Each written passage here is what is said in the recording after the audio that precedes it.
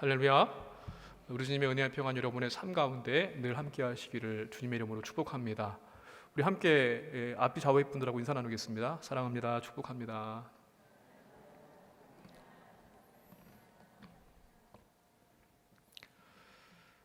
제가 여러분에게 가상의 질문을 하나 드려보려고 합니다. 여러분 혹시 강원일보나 방송에서 뉴스를 들으셨는지 모르겠습니다. 많은 분들이 운동 삼아 가시는 국사봉 올라가는 그 등산로 주변에서요, 그 야산에서 금맥이 발견됐다고 합니다. 왜 웃으세요? 금맥이 발견됐는데 여러분들은 어떻게 행동하시겠습니까? 아마 대부분의 사람들은 집에 연장에 무엇가 있나 아마 찾아보시면서 그래도 가장 좋은 도구라고 생각할 수 있는 삽을 들고 그곳을 찾아가지 않을까. 태계동에 금 캐러 가자, 이렇게 말씀을 하시겠죠. 그런데 여기에 생각을 달리하는 사람이 한 사람이 있습니다.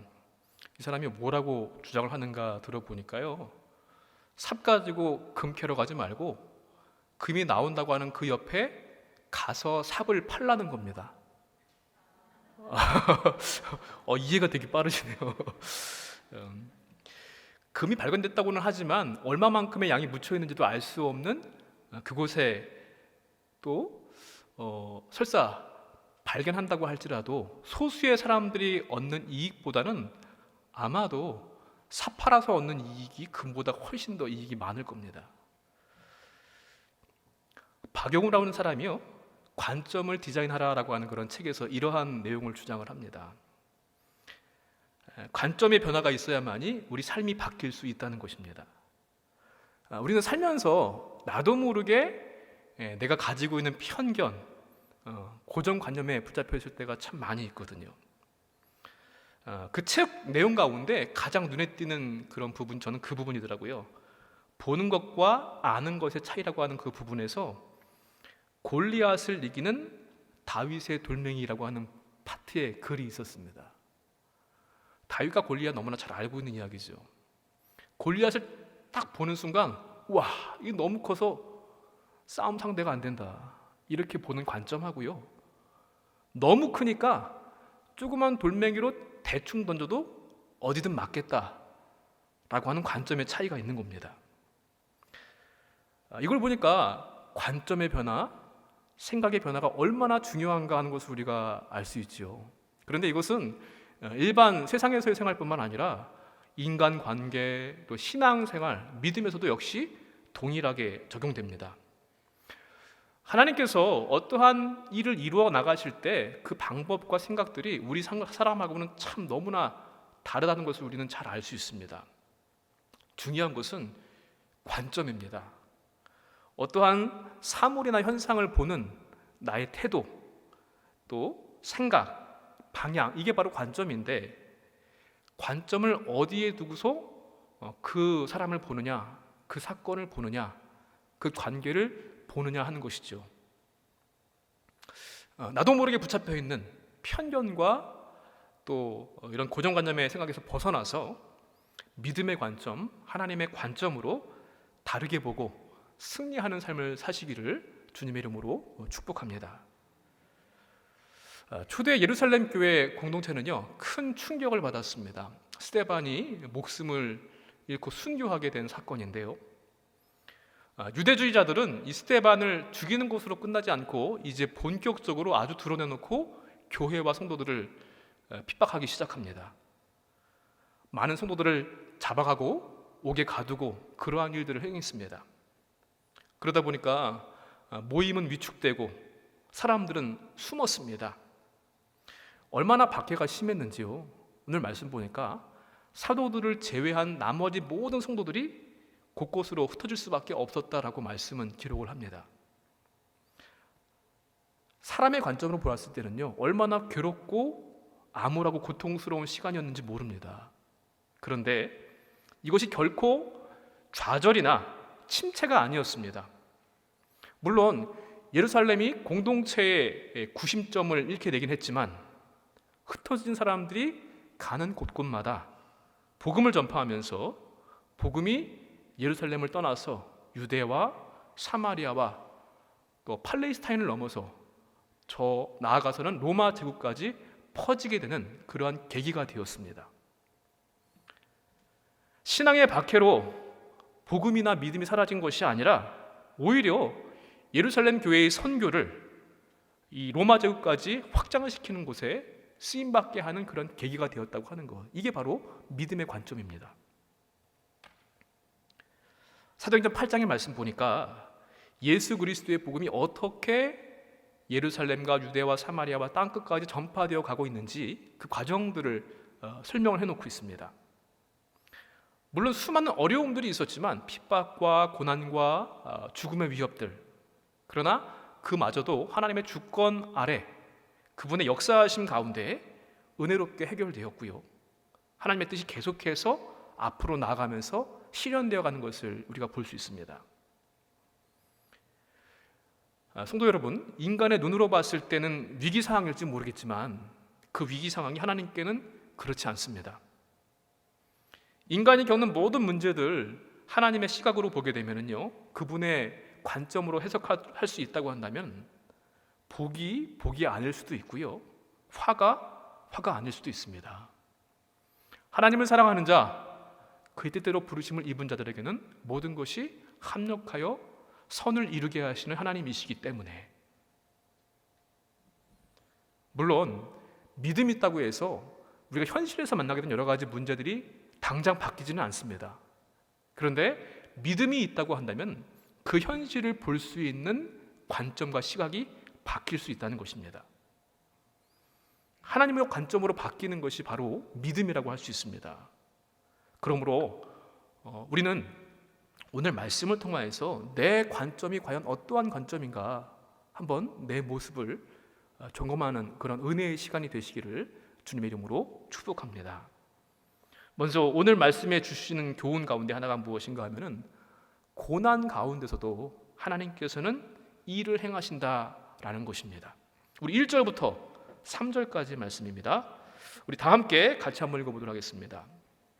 사울은 그가 죽임당함을 마땅히 여기더라. 그날에 예루살렘에 있는 교회에 큰 박해가 있어 사도 외에는 다 유대와 사마리아 모든 땅으로 흩어지니라. 경건한 사람들이 스데반을 장사하고 위하여 크게 울더라. 사울이 교회를 잔멸할세 각 집에 들어가 남녀를 끌어다가 옥에 넘기니라. 아멘. 스데반의 죽음으로 인해서 박해가 끝나지 않았습니다. 사울이, 아직 예수님을 만나기 전에 이 사울이죠, 교회를 파괴하면서 집집마다 성도들을 끌어다가 감옥에 가두고 괴롭히고 죽음에 이르기까지 그렇게 심한 고난을 가했습니다. 얼마나 이러한 시련이 심했는지요, 오늘 말씀 보니까 큰 박해였다라고 표현합니다. 근데 이 큰이라고 하는 이 헬라어 단어를 보니까 메가스라는 단어를 쓰고 있는데, 이것이 영어의 단어 가운데 100만 배를 의미하는 메가라고 하는 단어가 여기에서 나왔습니다. 그만큼 큰, 수량적으로 또 질적으로도 어마어마한 박해였다는 것이죠. 또 사울이 교회를 찾아다니면서 잔멸하려고 했다라고 말씀합니다. 이 잔멸하라고 했다라고 하는 말씀을 또 헬라어 단어를 보니까요, 파괴한다, 황폐케 한다라는 그런 뜻을 가지고 있는데, 어떨 때 쓰는 단어인가 하면은요, 사나운 짐승이요 고기를 물어서 찢는 것, 잡아 뜯는 것, 그때 사용하는 말이 이 잔멸한다고 하는 이 단어를 씁니다. 그만큼 우리가 그냥 말씀으로는 얼마나 심했을까, 얼마나 고통스러웠을까라고 단순하게 그냥 상상만 해볼 수 있지만, 그만큼 우리의 생각과 상상을 초월한 박해로 그들이 예루살렘을 떠날 수밖에 없었다는 것을 우리는 알 수 있습니다. 그 당시 유대의 종교, 정치, 기득권자들은요, 이 사도들, 소위 말해서 기독교 공동체의 지도자들 때문에 교회가 자꾸 커지는 것을 두려워했습니다. 왜냐하면 자기가 그동안 가지고 있었던 기득권을 빼앗길까 봐. 그래서 그들은 이 교회의 지도자들을 갖다 죽여버리면은 이들의 세력이 약화될 것이다 라고 생각을 했고, 그렇게 그 일들을 감행을 했습니다. 잘하면은 성도들을 옥에 가두고 그럼 교회도 없애버릴 수 있지 않을까? 그러나 그것은 인간의 지혜이고 세상의 지혜였을 뿐입니다. 하나님께서는 고난 가운데서도 하나님의 일을 행하십니다. 고린도전서 1장 25절 말씀에 하나님의 어리석음이 사람보다 지혜롭고 하나님의 약하심이 사람보다 강하니라 라고 말씀하십니다. 이러한 고난과 박해의 상황을 오히려 복음 전파의 기회가 되도록 바꾸어서 일을 하십니다. 하나님의 일을 위해서 사용하신 것을 우리가 볼 수 있는데요. 며칠 뒤면 우리 민족의 아픈 역사였던 6.25가 일어난 지 72주년이 되는 그러한 날입니다. 여러분들 경험하신 분도 있으실 것이고 간접으로 우리가 잘 알고 있는 그러한 사실인데, 이 전쟁으로 인해서 사람의 인명피해가 얼마나 컸는지요. 남북한 다 합해가지고 무려 450만 명의 사람들이 죽거나 다치거나 했다고 합니다. 또 남한의 산업시설의 43% 정도가 다 파괴가 되었고요. 또 수많은 이산 가족들이 있습니다. 그런데 놀라운 것은 이러한 고통과 할 수만 있다고 한다면 우리 민족의 그 역사가 없었으면 얼마나 좋았을까 하는 그러한 시절들이었는데요. 그런데 6.25 전쟁을, 이 고난과 아픔, 이것을 통하여서 복음이 전국적으로 확산되었다는 사실 여러분 알고 계십니까? 그 당시 남북한 전체의 기독교 인구의 한 70% 정도가 어디에 살고 있었는가 하면은 평양, 황해도 이쪽에 서북 지역에 살고 있었습니다. 그런데 공산당이 들어오고 6.25가 일어나다 보니까 이들이 교회의 지도자들과 교인들이 다 이 공산당의 압제와 전쟁을 피해서 이 남쪽으로 월남을 하게 됩니다. 그러면서 이 남한에 있는 교회들의 예배에 이들이 참여하게 되었죠. 그러니까 수적으로 늘어나게 되었습니다. 조금 있으면 전쟁이 끝나고 원래 있던 곳으로 돌아갈 줄 알았습니다. 근데 전쟁은 장기화되고 돌아갈 수 있는 소망이 조금씩 사라지다 보니까 이 남한에 내려와 있던 이 피난민 교회와 교인들 지도자들은요, 북쪽에 있던 교회를 다시 세웁니다.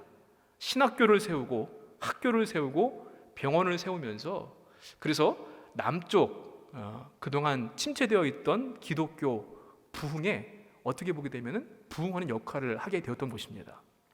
특별히 이 부산 지역에 있는 지금도 남아있는 교회들 대부분은요, 북쪽에서 피난 내려와서 세웠던 교회들이 많이 있습니다. 이렇게 6.25 전쟁을 통하여서 교회가 겪은 박해와 고난, 이러한 것들이 크게 보게 되면은 새로운 교회 부흥과 신앙 운동의 확산으로 연결된 것을 우리가 알 수 있습니다. 지금까지 또한 우리가 3년 가까이 코로나로 인해서 얼마나 힘든 시간들을 보내왔습니까?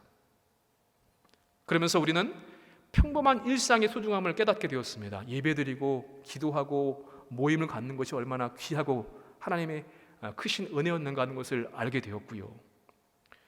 또 신앙생활의 양적인 면에서, 질적인 측면에서 약화시킨 것이 아니라 오히려 더 영적인 갈급함이 더 높아지면서 목회 데이터 연구소의 통계를 보니까요, 교인들의 상당수가 영적인 갈급함을 더 느끼게 되었다라고 대답을 한 것을, 그 통계를 보게 되었습니다. 또한 지금도 전쟁 가운데 있는 우크라이나 땅에서요, 성경을 필요로 하는 사람들이 많이 있다고 합니다. 그래서 제가 개인적으로 어떠한 단체에서 온 메일을 보니까 우크라이나 사람들이 성경을 요청하는데 많이 좀 도와주십사 하는 그런 요청을 받은 그런 메일이 있었는데, 감히 고백하기는 우리 삶 가운데 일어나는 여러 가지 어려움과 고난의 순간, 정말 피하고 싶은 그 순간마저도 하나님의 역사 안에, 그분의 섭리 안에 일어나는 섭리적 고난이었다라고 감히 말씀을 드릴 수가 있습니다. 사랑하는 성도 여러분, 세상에서 이러한 핍박과 우리가 당하는 어려움이 있어도 하나님께서는 그것을 통하여서 하나님의 일을 이루어 가시는 줄로 믿습니다. 이 세상의 지혜와 권력과 모든 것들을 아무런 가치 없는 것으로 만드시는 분이 우리 하나님이십니다. 그 어떤 것도 하나님의 뜻을 막을 수가 없고요, 하나님의 능력은 모든 것을 뛰어넘는 줄로 믿습니다. 간혹 가다가 예수님을 믿으면 모든 고난과 어려움도 없이 만사 형통할 것이라 라고 생각하는 사람들이 있습니다. 그런데 성경은 오히려 믿는 자들에게 고난과 어려움이 있다고 합니다. 박해가 있다고 합니다. 특별히 복음을 전할 때 더욱더 그렇죠. 고난과 환난이 임할 때 하나님의 관점으로 내 믿음을 점검해 보시기를 바랍니다. 여러분, 예수 그리스도 우리 주님의 십자가를 생각해 보십시오. 가장 비참하고 치욕스러운 이 십자가를 부활과 영광으로 하나님께서는 바꾸어 주셨습니다. 저와 여러분들 모든 사람들을 향한 구원의 길이 바로 그 참혹한 십자가를 통해서 이루어졌다는 것을 우리가 기억할 때, 이것을 잊지 않는다고 한다면 우리 안에 있는 핍박도 어려움도 우리의 믿음을 흔들 수 없을 것입니다.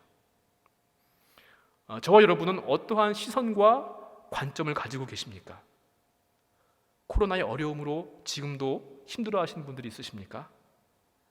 병성에서 고통 가운데 있는 분들도 아마 계실 겁니다. 물질 때문에, 자녀 때문에, 관계와 영혼의 문제 때문에 지금의 어려운 이 시국과 환경들을 하나님의 관점으로 바라보시고, 그리고 그 상황들을 통해서 역사하시고 일을 이루어 가시는 하나님의 기대하시는 저 여러분 되시기를 주님의 이름으로 간절히 축원을 드립니다. 자, 그리고 두 번째로 하나님께서는요, 고난 가운데서도 전진하게 앞으로 나아갈 수 있도록 하십니다. 우리 4절부터 8절까지 말씀을 또 같이 한번 읽어보도록 하겠습니다. 그 흩어진 사람들이 두루 다니며 복음의 말씀을 전할세 빌립이 사마리아 성에 내려가 그리스도를 백성에게 전파하니 무리가 빌립의 말도 듣고 행하는 표적도 보고 한 마음으로 그가 하는 말을 따르더라. 많은 사람에게 붙었던 더러운 귀신들이 크게 소리를 지르며 나가고 또 많은 중풍병자와 못 걷는 사람이 나으니 그 성에 큰 기쁨이 있더라. 아멘. 예루살렘 교회 성도들은요, 이 박해를 피해서 사방으로 흩어질 수밖에 없었습니다. 그런데 흩어진 사람들은 핍박이 두려워서, 죽음이 두려워서 그냥 집거하거나 꼼짝 않고 있었던 것이 아닙니다. 숨지 않았습니다. 오히려 가는 곳마다 복음을 전하면서 복음의 영역을 확장시키는 일꾼이 되었습니다. 그 가운데 빌립이라고 하는 사람의 사마리아 전도의 그 내용들을 기록해 놓은 것을 볼 수 있습니다. 여러분, 빌립이라는 사람은요, 잘 아시는 것처럼 예루살렘 교회가 구제 사역과 말씀 전하는 사역들을 갖다 보다 효과적으로 잘 완수하기 위해서 뽑았던 교회의 7명의 지도자들 가운데 한 사람이었습니다. 그때 이 지도자들을 뽑았던 기준이 여러분 뭔지 기억하시죠? 믿음이 있어야만 하고요, 그 다음에 성령이 충만했고 또 지혜가 충만한 사람, 이러한 사람 7을 뽑았는데 그 가운데 한 사람이 바로 빌립이었습니다. 그는 믿음이 있었고요, 성령이 충만했고 또 구제의 일도 열심히 하고 복음을 전하고 가르치는 일을 열심히 해서 나중에 보니까 전도자라고 하는 그런 칭호를 받았던 사람이었습니다. 그는 사마리아에 가서 복음을 전했고 말씀의 능력으로 표적도 행했습니다. 더러운 귀신들을 쫓아내고 모든 병과 악한 것을 고쳤습니다. 그 결과 8절 말씀에 보니까 사마리아 성에 큰 기쁨이 임했다 말씀합니다.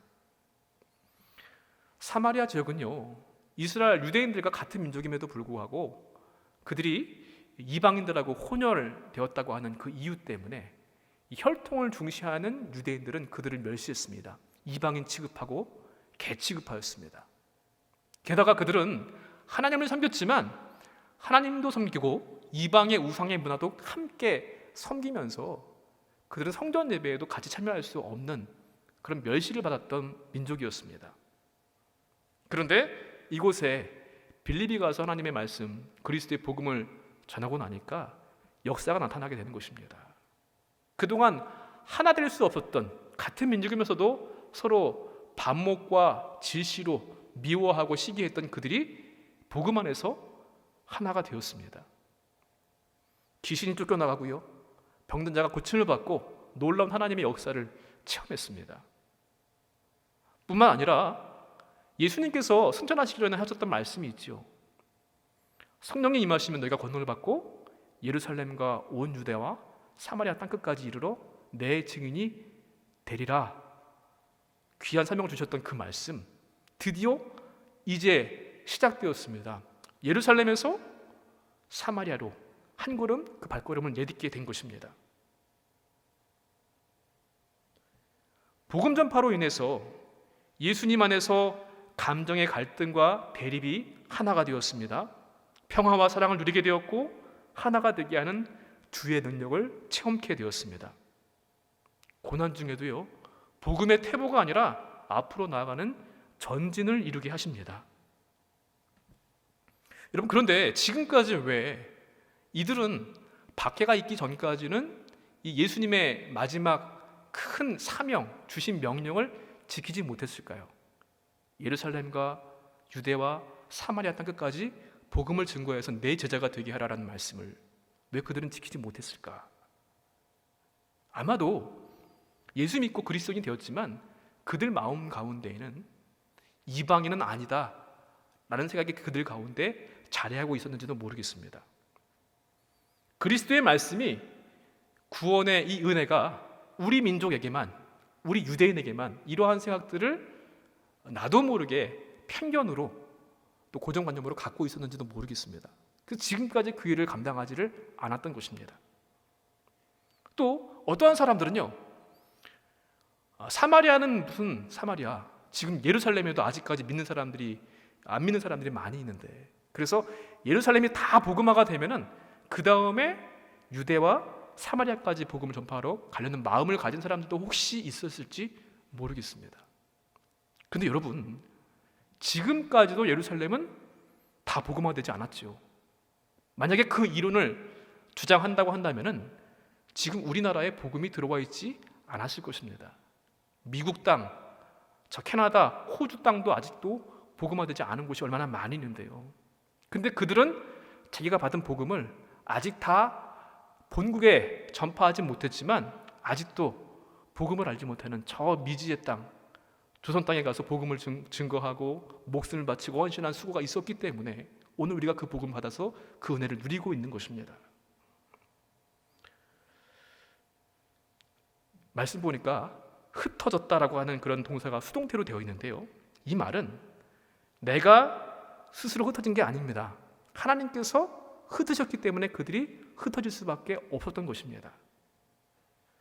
예루살렘 교회와 성도들이 자발적으로 주의 말씀에 순종하여서 복음을 들고 그 땅을 떠나서 유대에도 사마리아에도 증거하기를 원하셨는데 그렇게 하지 않으니까 마음이 아프시겠지만 박해를 가하셔서 고난을 주시는 것, 그것을 통해서라도 그 수단을 통해서 강제로 흩으심으로 말미암아 그들을 통해서 복음이 각처에 전파되게 하셔서 앞으로 나아가게 하신 하나님의 역사인 줄로 믿습니다. 때때로 우리는요, 아마 많은 사람들이 그렇습니다. 뭔가 바뀌는 것을 대부분 다 싫어합니다. 지금이 있는 모습이 좋습니다. 새로운 것은 약간 두렵거든요. 불편하기도 하거든요. 여러분, 심지어 가장 단적인 예로요, 예배당 자리도 대부분 내가 아는 자리가 있죠. 그렇죠? 거기 누가 앉으면은 마음이 그다음부터 불편합니다. 저기 내 자리인데, 근데 사실 내 자리가 아닌데 우린 자리 바뀌는 것도 이렇게 불편해하는데 뭔가 새로운 환경에 오는 것, 이거 자체가 너무 부담스럽고 싫습니다. 그런데 그 불편함과 어색함을 통하여서 하나님께서는 하나님의 말씀들을, 하나님의 일들을 앞으로 나갈 수 있도록 인도하시는 것을 우리는 알 수 있습니다. 우리가 고난과 어려움들을 만날 때가 있습니다. 이것을 바라는 사람들은 없을 겁니다. 그러나 그것 때문에 낙심하거나 멈춰서는 안 됩니다. 고난과 어려움에도 불구하고 더욱 힘을 내어서 하나님께서 우리에게 주신 사명을 감당해야 될 줄로 믿습니다. 하나님은 위기와 갈등과 불편함을 사용하셔서 하나님의 계획을 이루시고 우리를 영광스럽게 하실 것이기 때문입니다. 우리에게 주신 주님의 사명은 무엇일까요? 여러 가지가 아마 있을 것입니다. 특히나 복음 전파의 사명은 누구에게나 주신 그런 하나님의 귀한 사명입니다. 여러분, 오늘 나의 삶의 자리에서, 우리 가정에서, 일터에서, 학교에서 주님께서 내게 주신 맡기신 일이 무엇일까 하는 생각을 한번 가져보시기 바랍니다. 그리고 고난과 어려움의 때일수록 거기에 머무르거나 안주하려고 하는 우리의 고정관념을 벗어버리고 우리에게 주신 하나님의 일을 감당하기 위해서 앞으로 나아가시는 저와 여러분 되시기를 주님의 이름으로 간절히 축원을 드립니다. 마지막으로 고난 가운데서도 하나님의 능력을 의지하시기 바랍니다. 여러분, 성도라고 한다면은, 그리스도인이라고 한다면은 어려운 상황 가운데서도 낙심하지 않을 수 있는 이유와 근거가 무엇입니까? 무엇 때문입니까?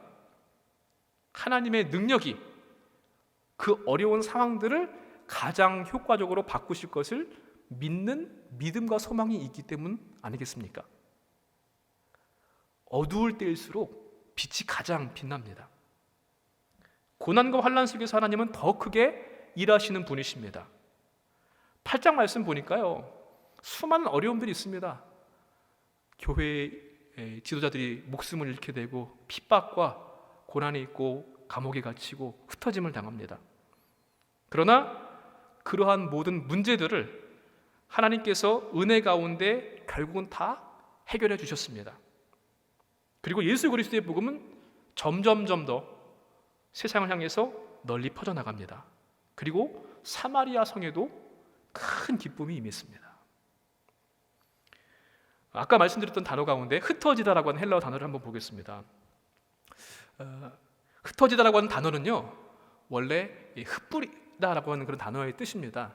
이게 그 농사들이 직파법으로 그 농작물에 씨를 뿌릴 때 막 이렇게 뿌릴 때 사용하는 단어가 바로 이제 이 흩뿌리다, 디아스페이로라고 하는 단어입니다.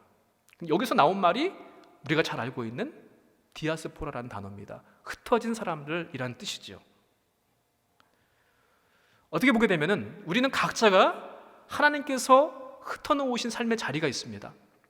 가정에서, 또 학교에서, 일터에서, 우리 교회에서, 교회 곳곳에서 하나님의 디아스포라이죠. 그런 의미에서 그 자리의 환경과 조건들이 또한 각각 다를 것이고요, 또 거기서 만나는 어려운 문제들도 아마 있을 겁니다.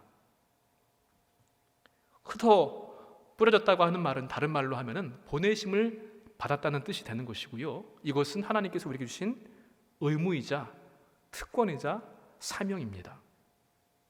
우리가 성도로 부름받고 이 땅에서 호흡하며 살고 있다고 하는 것은 그분이 주신 사명이 있기 때문입니다. 오늘 말씀처럼 각자가 흩어진 보내주신 삶의 자리가 있습니다. 그 삶의 자리에서 하나님의 지혜와 능력으로 상황에 맞는 복음을 전파하는 일을 우리가 감당해야만 됩니다. 때로는 그 자리에서 어려움을 만날 때도 있을 겁니다. 그럴 때마다 내 시선이나 관점이 아니라 하나님의 관점으로 바라보시고 하나님의 일을 감당하시기를 바랍니다. 전화위복의 하나님을 믿고 기대할 때 그분이 우리에게 능력을 주시고요, 가장 열악한 상황이 가장 좋은 조건으로 바뀔 겁니다. 우리는 이미 예수 그리스도의 십자가의 은혜와 구원의 능력을 체험하였습니다. 그 은혜를 입고 사는 사람들입니다. 우리가 겪는 고난과 어려움마저도 사용하셔서 하나님 앞으로 나가게 하시는 그런 하나님을 기대하면서 하나님께 쓰임받는, 그래서 늘 주님의 마음을 시원케 해드리고 기쁨을 드릴 수 있는 우리 춘천중앙교회와 저와 여러분 우리 모든 성도들 되시기를 주님의 이름으로 간절히 축원을 드립니다.